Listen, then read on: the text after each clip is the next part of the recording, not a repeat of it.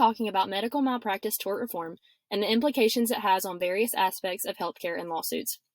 Overall, research highlighted within this presentation aims to examine the benefit reform measures have on providers and how successful they are in decreasing overall healthcare expenditures. The target journal I have selected is Health Services Research. This journal takes a modernized approach to disseminating information and provides viewpoints helpful for not only physicians and researchers, but politicians and policymakers as well.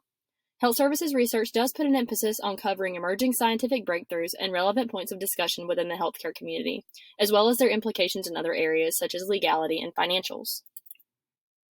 As an introduction, the medical malpractice climate is radically changing.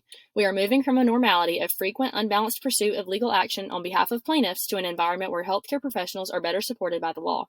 Specifically, this is being done by enacting tort reform in various manners in an effort to decrease the financial appeal of litigation, decreasing the overall cost of pursuing and settling a lawsuit, and to establish fair standards for damage reparations. The ever-growing U.S. healthcare expenditures is a driving force for this change, as we are rapidly overspending our capabilities on healthcare measures frequently deemed unnecessary. This trend, often referred to as defensive medicine, is a mechanism used by providers to deter patients from pursuing legal action against them, as referenced by Figure A on the right side of the slide. In terms of provider payouts, research has shown that of the astronomical payouts on behalf of providers to plaintiffs, large percentages go strictly to administrative costs. Table 1, Reference 2 shows that punitive damages, the financial amount actually awarded to plaintiffs post-jury verdict, is a fraction of the adjusted amount paid, while economic and non-economic damages drive up the payout at no benefit to the patient or family pursuing legal action. Tort reform measures are aiming to decrease the exacerbated payout by providers, especially the portions that are encompassed solely by interest and administrative fees. A prevailing successful tort reform emerging in research is non-economic damage caps, which aims to reduce the losses and post-verdict payouts on behalf of defendants. These damage caps have shown great promise in reducing provider damages owed, as Figure 2, Reference 2 shows that the damage awards after caps were enacted were drastically reduced, the color comparison being the dark blue and light blue segments of the bars.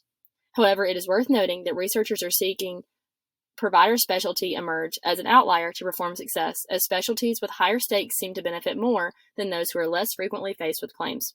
Studies have shown that these damage cap reforms are also less functional in pre-trial settlement situations. Research also suggests that there is a correlation between reward potential and the frequency of lawsuits filed. In situations where tort reforms are not in place, plaintiff attorneys receive more financial compensation, making litigation less appealing after measures are put in place and subsequently resulting in legal action being pursued at a lesser rate. Table 3, Reference 2 shows that before any reform measures are enacted, an adjusted verdict could read roughly $460,000. However, for the same scenario, after tort reforms were in place, the damages owed post-verdict would decrease by 38% to roughly $260,000. These numbers function to model the idea that when less money is available for reward, the time and cost of pursuing a lawsuit as a drawback outweighs the potential benefits, deterring the patients and lawyers from filing claims. As referenced earlier, a main goal of popular tort reform measures is to reduce lawsuit costs. Recent research has shown that prior to damage caps being put in place, roughly half of legal costs were eaten up by attorney fees and administrative costs. Figure 3, Reference 4 shows the stark decrease in legal expenses pre- and post-tort reform, showing the drastic success tort reform has on lowering the overall cost of litigation. This has emerged as a prominent measure of reform success among researchers today. The U.S. healthcare climate is a driving force for tort reform, as inflated healthcare expenditures are a hot political topic.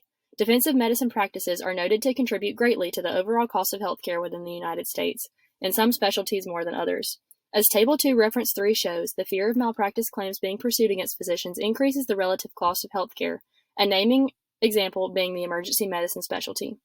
This shows great need for tort reform measures to be enacted and successful, as it has implications beyond the legal realm and could stand to benefit the economic standpoint of this country. In summary, the future of medical malpractice reform looks promising.